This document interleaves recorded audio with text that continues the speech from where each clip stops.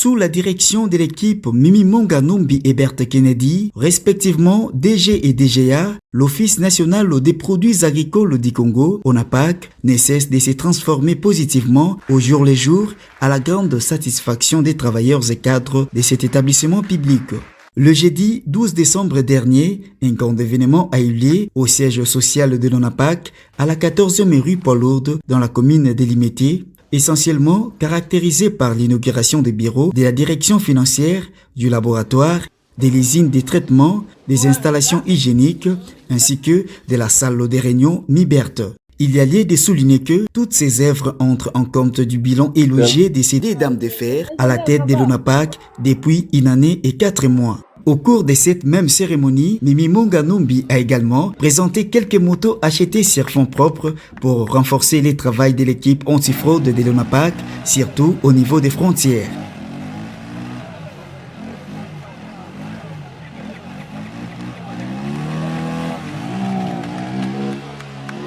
Prenant la parole devant l'assistance et la presse, dans Liberté Plus, le DG de l'ONAPAC, Mimi Monganumbi, a expliqué comment cet établissement a fait pour parvenir à ces importantes réalisations et a, en quelques mots, brossé le chemin parcouru jusqu'ici. Avec les 1,4% sur les prestations de l'ONAPAC, qui sont payées d'ailleurs difficilement, beaucoup de zones de production sont aujourd'hui occupées. Nous nous sommes battus avec ces peu de moyens pour faire certaines réalisations dans les Nord Kivu, Sud Kivu, Kambandundu, Équateur, Chopo et Congo central. Ici à Kinshasa, on ne peut pas gérer une boîte sans améliorer les conditions de vie des travailleurs. C'est dans cette lancée que nous nous sommes mis à construire des toilettes modernes que vous venez de visiter avec nous. Nous sommes aussi en train d'améliorer les conditions de travail en mettant à la disposition des agents des chaises confortables et en innovant même les salles telles que nous les avons trouvées, c'était extricable. Je crois que vous avez vu des photos avant et après. Madame Mimi Monganumbi a saisi cette opportunité pour interpeller le gouvernement central sur la nécessité de libérer convenablement les subventions réservées à son établissement en vue de leur permettre de jouer pleinement leur mission. Les grands travaux sur les agents, nous les faisons déjà. L'unité des agents, nous avons eu à organiser plusieurs cours ici, aussi des tournois de football. Les agents commencent déjà à se souder et ça nous donne de l'espoir que demain, il y aura plus qu'aujourd'hui parce que les agents ont compris déjà l'idéal de l'ONAPAC.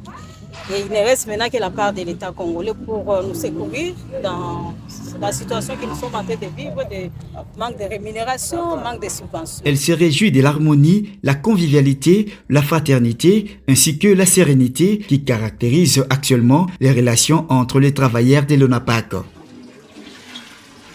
Présent à cette activité, le porte-parole des agences et cadres de l'ONAPAC pour la circonstance, M. Pyrogène Tsabou, a rendu un vibrant hommage au comité de gestion. En aussi peu de temps, l'équipe d'urgence a pu accomplir de grandes actions qui nous poussent, nous, agents, à acclamer. Le plus important pour nous, c'est d'abord les conditions de vie sociale et de travail. Nous disons grand merci à cette équipe dirigeante. Des propos qui sont ainsi consolidés par un autre agent ayant évoqué les avantages que procurent désormais les nouvelles installations hygiéniques en faveur de la femme employée. Vous avez vu les installations sanitaires, des très bonnes installations sanitaires que les mamans ont pu construire avec les moyens des bords.